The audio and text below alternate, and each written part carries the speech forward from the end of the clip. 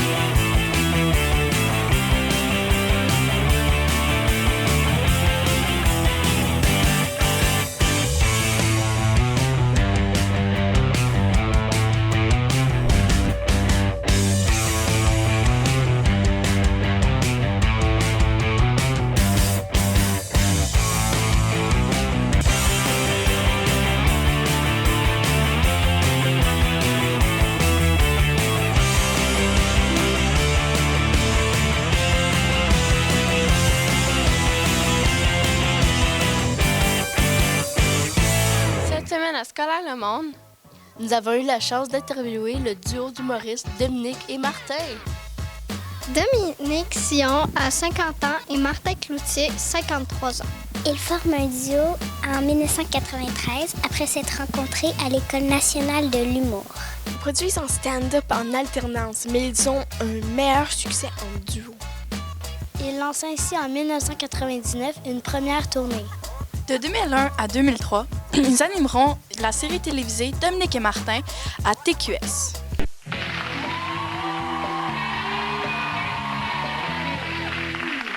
Martin, je viens d'inventer une invention extraordinaire. Ah oui?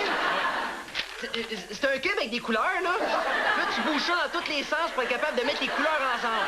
C'est bon, hein? Dominique, ça s'appelle un cube Rubik, ça. Hein? Ah, ben merci, j'avais pas trouvé de nom encore. Non, Dominique, ça existe déjà. Ah? Oui. Le principe avec une invention, c'est que ça n'existait pas avant. Ah, ben j'en ai un autre. Ah oui? Ah oui, ça, c'est des blocs de plastique là, que tu mets un dans l'autre, là. Avec ça, tu peux construire des autos, des maisons, des hélicoptères. Ah, mais moi, c'est pas comme ça, là. Non, moi, c'est comme... C'est pareil, finalement, hein? En 2003, ils lancent un deuxième spectacle intitulé Dominique et Martin dans une salle près de chez nous. En 2004-2005, il anime la quotidienne C'est mon show à TQS. En 2007, ils animent le retour de Dominique et Martin à la radio pendant 2 ans. En 2017, Dominique et Martin remontent sur scène pour leur 25 ans de carrière. Ils étaient porte-parole du 150e anniversaire de l'Institut Nazareth et Louis Braille de Montréal. Ce n'est pas un hasard car Dominique Sion a perdu l'usage d'un œil à l'âge de 13 ans. Et la mère de Martin Cloutier souffre d'un glaucome sévère qui réduit sa vision. Ils présentent un nouveau spectacle cette année, après 30 ans de carrière. Nous avons eu la chance de les rencontrer dans les coulisses Avant leur spectacle à Sainte-Thérèse la semaine dernière.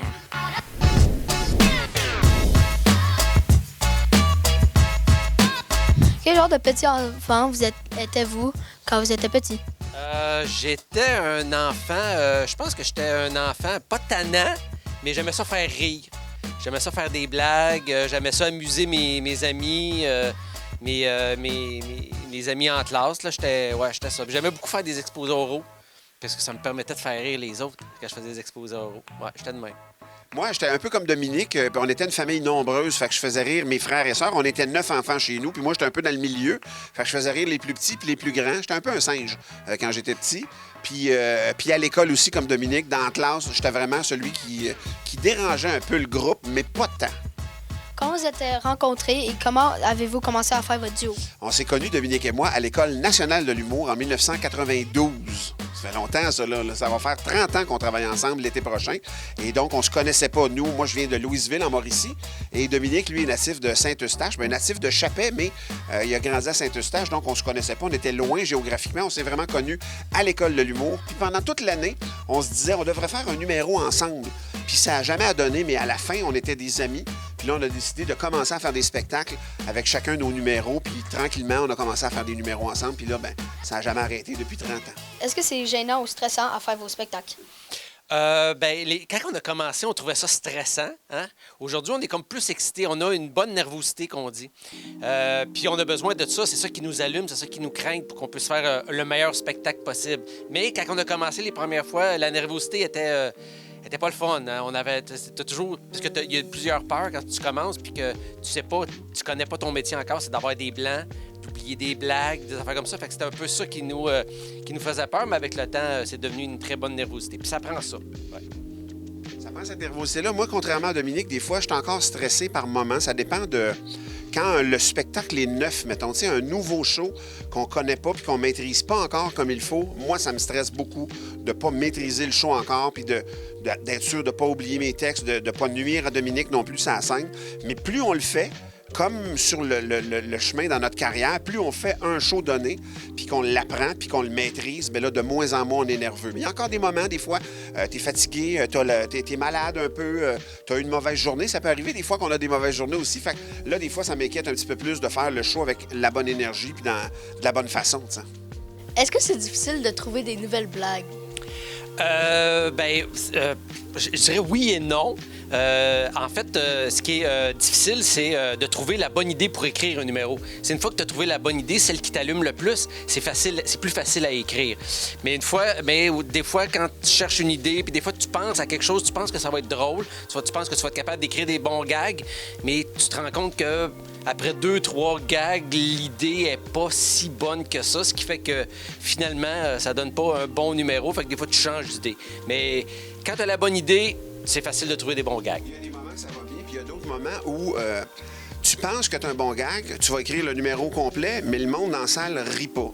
Puis là, tu fais comme, OK, là, il y a un problème. Ça veut dire que c'est le public qui finit de décider quels gags vont rester dans le spectacle. Parce qu'un gag que le monde rit pas, on arrête de le faire, tu comprends? Fait que c'est difficile aussi de... Il n'y a pas juste notre jugement, il y a aussi la réaction des gens dans la salle qui va déterminer qu'est-ce qu'on va garder comme gag dans le show, finalement. Fait que des fois, il y a des affaires qu'on se trouve bien, bien intelligents, mais on est un peu épais, là. Ça arrive. Mesdames et messieurs, Dominique!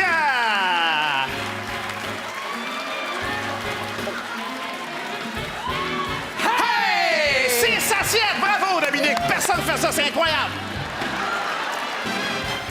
Échec! Et Matt! Hey! Qui?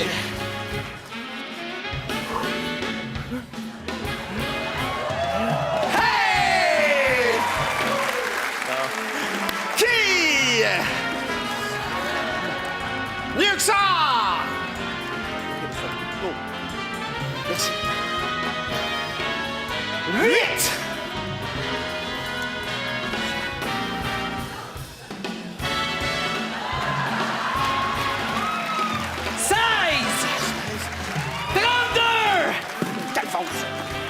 Quand même! Hey! C'est ça!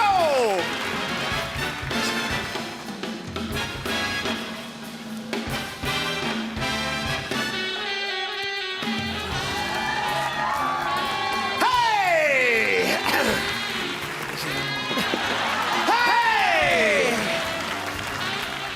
Hey! Est-ce que c'est difficile de se démarquer des autres humoristes? Nous, on est un duo, fait qu'en partant, on se démarque des humoristes solo. Mais ce qui est difficile, c'est d'essayer de ne pas faire, mettons, les mêmes numéros que les autres humoristes parce qu'on vit tous la même chose. Tu sais, on vit tous dans la même société, puis tout, fait qu'on vit à peu près les mêmes affaires en tant que personne, en tant qu'être humain. Fait que c'est difficile de pas faire la même chose que les autres. Fait que c'est d'essayer de trouver une manière de faire des numéros, de prendre, mettons, le même thème, mais de le faire différemment. C'est ça qu'on essaye le plus de faire pour pouvoir se démarquer des autres. Mais c'est la même chose aussi que vous connaissez les joueurs de hockey, mettons. Là, un joueur de hockey, là, ils ont tous des patins, puis des gants, puis un hockey dans les mains. Mais ils ne jouent pas tous de la même façon. Ils trouvent donc leur personnalité, puis ils trouvent leur force dans le jeu. Il y en a qui patinent plus vite que d'autres. Il y en a qui sont plus costauds que d'autres. Il y en a qui ont un meilleur lancer. On a la même chose à faire dans notre métier, de trouver qu'est-ce qui nous différencie des autres, qu'est-ce qui nous est propre à nous, c'est quoi notre plus grande force quand on fait rire les gens, puis de travailler cette force-là le plus possible pour trouver notre style d'humour. Un coup qu'on a trouvé ça, là, on peut faire une longue carrière après. C'est l'affaire la plus difficile à trouver, je pense, en humour, ta couleur à toi, tu sais. Mais si tu fais ce que ton cœur te dit, puis t'écris avec ta tête puis ton cœur, généralement, elle va sortir, cette couleur-là. Il faut être patient. Notre carrière, qu'est-ce que ça aurait été si on ne s'était pas rencontrés? Nous, là, à l'époque, à l'École de l'humour, on n'était pas en duo. Fait qu'on imaginait faire une carrière seule. On se disait... Fait qu'au début, là, on faisait des numéros, mais pas ensemble.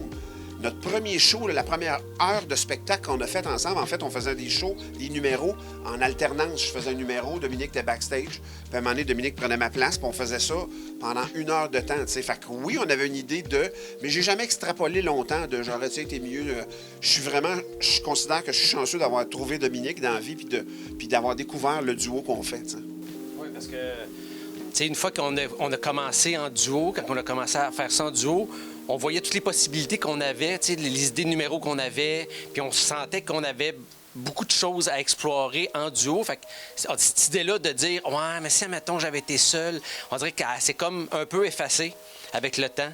Puis tu sais, même encore aujourd'hui, on a fait un spectacle où on avait chacun un numéro solo dedans. Et on aimait mieux les numéros où on était les deux ensemble que ces numéros-là où on allait seul chaque... Oui, c'était vraiment on se disait, ah, OK, ouais, c'est vrai, c'est mon numéro solo. Là. On aime toujours être ensemble sur scène. C'est là qu'on a le plus de fun. Qui vous a inspiré à devenir humoriste? Qui étaient vos idoles de jeunesse? Écoute, moi, petit, là... Sur la ferme, on avait, à la télé, dans le temps, on ne pouvait pas choisir l'émission qu'on regardait. Fait qu'il y avait l'émission qui était à la télé à ce moment-là. Puis moi, quand j'étais petit, il y avait les Beaux Dimanches. Puis au Beau Dimanche, de temps en temps, il passait des bouts de spectacles d'Yvon Deschamps. Fait que moi, quand j'étais petit, je me rappelle, j'avais 5 ans, puis j'avais tourné à l'envers une chaudière dans le hangar sur la ferme familiale. J'étais monté debout sur la chaudière comme pour être sur une scène et je faisais des bouts de monologue d'Yvon Deschamps. C'est vraiment la première personne qui me faisait rire, mais je comprenais rien de ce qu'il disait là. J'avais 5-6 ans, c'était comme mon jeu de petite enfance, mais c'était l'idole d'à peu près tous ceux de ma génération. Yvon Deschamps, ça a été le premier, mais il y en a eu plein d'autres. Après, Daniel Lemire m'a beaucoup inspiré. Même Patrick Huard, même si on a le même âge, il a fait l'École de l'humour un peu avant nous autres. Puis lui, quand il a commencé, il m'a inspiré beaucoup à faire ce métier-là. Ah ben moi, quand j'étais jeune, la personne qui me faisait beaucoup rire, c'était Louis de Funès. C'était un acteur français et qui a sorti une panoplie de films. Il faisait du cinéma comique, puis il a sorti une panoplie de films. Puis il me faisait tellement... C'est ça que je voulais faire. Je voulais faire comme lui, je voulais faire des films comiques. Je voulais être un comique comme lui. Fait que c'est lui vraiment qui m'a inspiré. Puis après ça, j'ai comme Martin, j'ai connu les humoristes québécois, les Yvon Deschamps, les Jean Lapointe, fait qui sont devenus des idoles. Puis c'est comme ça que j'ai voulu faire de l'humour. Quels sont les avantages et les désavantages d'être un duo d'humoristes selon vous? Les avantages, moi, je ne vois que des avantages parce que quand ça va bien, tu as quelqu'un avec qui le partager. Puis quand ça va moins bien, tu as aussi quelqu'un avec qui le partager. Fait que tu n'as jamais comment je te dirais ça, donc la lourdeur de quelqu'un, mettons, qui... Tu sais, j'imagine pas être seul en spectacle à Sept-Îles, puis être malade dans ma loge, puis être obligé d'aller faire le show quand même, puis tout ça. Fait que moi, je trouve que c'est un gros avantage d'avoir quelqu'un qui partage les mêmes expériences que toi. En même temps, on vit la même chose sur la scène, tu sais. Fait que moi, le gros avantage, c'est vraiment le partage. On est deux pour écrire le show aussi, on est 2 têtes. Moi, je pense que 2 têtes valent toujours mieux qu'une. Mais le désavantage, c'est qu'on sépare le salaire à 2. Des sujets sur lesquels vous ne pourriez pas faire de blagues? Je pense que dans la vie, en général, on peut faire des blagues. Surtout, c'est comment on aborde le sujet. Je pense qu'il y a des sujets qui sont beaucoup plus frileux, mais sensibles. Fait qu'il faut bien prendre le numéro. Puis je pense que tant que tu n'as pas compris comment tu peux rire, mettons, de cette situation-là ou de ce sujet-là, je pense que c'est toujours mieux de le tasser puis d'attendre. Mais je pense faut que ça soit fait avec intelligence puis avec respect par rapport au thème. On peut rire de tout, effectivement, mais pas tout le temps puis pas n'importe comment. Je suis d'accord avec Dominique, mais on ne s'est jamais empêché d'aborder un sujet. Si ça nous fait rire, on va trouver la façon de l'amener sur scène pour que ce soit acceptable pour le public, on pense. À moins que le public dise « c'est pas drôle ça », puis là, on va l'enlever comme les gags de tantôt. Là. Quels sont vos projets futurs ou rêves à réaliser dans votre métier? Écoute, ça fait longtemps, Dominique et moi, qu'on rêve de un jour refaire de la télévision, puis de l'humour à la télévision, puis quelque chose qu'on aimerait faire une fois au moins dans notre vie, c'est un film. Vraiment de prendre ce médium-là, le média du cinéma, faire rire. Tu sais, sur un grand écran, mettons, là, on peut voir ta face, juste ta face, puis tu lèves le sourcil, puis ça fait rire une salle au complet, parce que c'est ça qui est drôle à ce moment-là. Ça, c'est pas... Tu peux pas faire ça sur une scène, tu peux pas faire ça à la télé, mais le cinéma, c'est vraiment donc un médium qu'on aimerait expérimenter l'humour au cinéma. Ça, ce serait vraiment un rêve le plus fou. Ben oui, c'est à peu près ça. Puis être capable de pouvoir faire de la scène le plus longtemps possible ensemble. Ouais, à peu près, là. Ouais. Ben 150, ouais. Je suis pas sûr qu'on va être encore en forme, là, mais le plus longtemps possible faire de la scène, parce que c'est vraiment ça qu'on aime faire. Puis ce qui nous lie, hein, c'est la scène à la base. Fait que l'en faire le plus longtemps possible. L'année passée, on avait demandé à des élèves c'était quoi leur résolution pour 2022 et on va voir si ça s'est réalisé.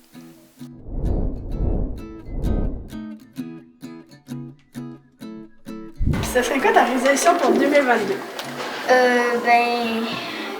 Que mon petit chat, il meure pas. Toi, Ellie, t'avais dit que tu voulais que ton chat arrête de mordre. Est-ce que ça s'est réalisé? En fait, oui, parce que mon chat s'est même pas approché de moi tellement qu'elle est peureuse. Fait que, ouais. Puis est-ce que tu as une résolution pour 2023? J'aimerais ça m'acheter une Xbox Series X, dans le fond. Je pense m'entendre avec ma soeur. Logan, toi, c'était de t'entendre avec ta sœur. Est-ce que ça s'est réalisé? Non. Non, c'est pas mal difficile de m'entendre avec ma soeur parce que c'est la boss des bécosses dans la maison, là. Elle décide tout ce que je peux faire, fait que je vais jamais m'entendre avec elle. D'accord. Ta résolution 2023? Réussir mon secondaire. Parce que j'ai pas mal peur du secondaire puis les grands du secondaire 5. Elliot, toi, ta résolution pour 2022, ce serait quoi? De plus porter de masque dans l'école. Toi, Elliot, c'était de ne plus porter de masque dans l'école. Est-ce que ça s'est réalisé? Oui. Et t'as-tu une résolution pour 2023? Moi, je veux ne plus avoir peur en dessous de mon lit. T'as peur de quoi en dessous de ton lit, Elliot? Des monstres. Toi, Charlène, c'est quoi ta résolution pour 2022? Je pense que ma résolution va porter sur l'environnement. J'aimerais faire encore plus de gestes écologiques bons pour la planète et influencer encore plus mes élèves à faire attention. Toi, Charlotte, ta résolution pour 2022, c'était de faire plus attention à la planète. Est-ce que ça s'est réalisé? Oui. Je suis allée m'informer davantage. Je suis allée faire plein de lectures sur le sujet, donc j'ai pu m'informer plus. Et maintenant, j'utilise des produits cosmétiques écologiques et québécois. Je suis vraiment contente de ce changement-là. Tu as une résolution pour 2023? Oui, dans le fond, cette année, j'aimerais faire un voyage d'aide communautaire ou de soutien international. Je vais voir. Moi, j'ai la chance de travailler avec une des meilleures collègues de travail au monde. Alors, moi, mon défi en 2022, c'est de continuer à bien apprendre d'elle pour devenir un meilleur professeur encore. Et c'est qui cette collègue-là? Ça s'appelle Charlène. Toi, Marc-Antoine, c'était d'apprendre des conseils de la fabuleuse Charlène. Est-ce que ça s'est réalisé? Oh oui, j'en ai appris plein. Là, je suis un nouveau prof, là, complètement. Même après 25 ans de carrière, là maintenant, j'ai appris des choses que j'avais jamais appris dans ma vie. Alors, merci, Charlène. Et est-ce que tu as une résolution pour 2023? Oui, j'en ai des résolutions. Moi, j'aimerais ça que ma plus jeune fille, Roselyne, elle réussisse très bien au secondaire. Mais aussi, pour moi, dans ma vie, là, ça a l'air que des fois, je ferais des blagues plates en classe. Hein? Alors, ce serait de peut-être renouveler ma liste, mon bagage de blagues pour que ça soit un petit peu plus drôle. Le renouveler. Tiens, en 2023, on va essayer ça. Toi, F, c'était de jouer de la guitare. Est-ce que ça s'est réalisé? Oui et non, à cause je pratique la guitare en ce moment. Mais je sais pas vraiment... je sais jouer de la guitare, mais pas vraiment. Est-ce que tu aurais une résolution pour 2023? Oui, terminer mes dessins, à cause il y en a que j'ai pas terminé. Quoi ta résolution pour 2022? Qu'il y ait beaucoup plus de neige que l'année passée. Toi, Thomas, t'avais marqué qu'il y ait plus de neige pour faire la moto de neige. Est-ce que ça s'est réalisé? Non, pas vraiment. Et est-ce que tu as une résolution pour 2023? Oui, que la neige fonde plus vite cette année pour plus faire de motocross. Toi, Jasmine, c'est quoi ta résolution pour 2023? Aider plus mes parents à cuisiner. Toi, Victoria, c'est quoi ta résolution pour 2023? M'améliorer en dessin. Moi, je veux réussir mon année de 5e année. Moi, ma résolution pour 2023, c'est de ne plus laisser les lumières allumées dans ma maison. Toi, Alice, c'est quoi ta résolution pour 2023? Réussir à accumuler 400 $. De finir ma 6e année. Toi, Pénélope, c'est quoi ta résolution pour 2023? Moi, c'est de m'améliorer au piano. J'aimerais bien m'améliorer au basket. Quoi ta résolution pour 2023? Ma résolution, c'est d'apprendre une langue qui est le finlandais pour faire plusieurs voyages, dont la Finlande, que je trouve un pays magnifique et qui a la meilleure éducation. De m'améliorer à parler anglais. Toi, Sora, c'est quoi ta résolution pour 2023? Je voudrais faire la vaisselle de ma mère. J'aimerais ça aller aux Everglades vu que cet été, je vais en Floride. M'améliorer au Kingball. Toi, Léa, c'est quoi ta résolution pour 2023? Économiser mon argent. Manger plus de légumes. Améliorer ma technique au soccer. Toi, Milan, c'est quoi ta résolution pour 2023? J'aimerais améliorer ma concentration. D'aider plus mes parents à faire les tâches. De passer plus de temps avec ma famille. Je sais pas si vous connaissez, mais c'est sur un jeu vidéo en fait. Ça s'appelle Brawl Stars. Puis c'est comme j'aimerais ça pouvoir acheter en fait le truc qui est le passe-brawl que ça s'appelle. Ça coûte 160 gemmes. Puis ouais, c'est ça. Et ouais, c'est quoi ta résolution pour 2023? Améliorer ma concentration. Moi, ma résolution pour 2023, c'est d'avoir un poisson rouge. C'est que j'aimerais être plus organisée et d'avancer plus dans mes affaires que je fais parce que je suis vraiment en retard dans mes travaux, dans tout pas mal. Toi, Brian, c'est quoi ta résolution pour 2023? Ça serait pour ma fête, un escape game. J'en ai déjà fait un, mais genre, c'était en pleine ville. Moi, je vais en faire un dans une salle où c'était un temps. Moi, j'aimerais ça devenir une championne de soccer. J'aimerais ça faire un flipbook parce que j'aime ça faire des dessins. Moi, j'aimerais beaucoup m'avancer dans mon travail parce que j'avance pas vraiment beaucoup. C'est quand même difficile pour moi. Toi, Mégane, c'est quoi ta résolution pour 2023? En fait, j'aimerais ça être plus organisée puis avoir mes choses en classe.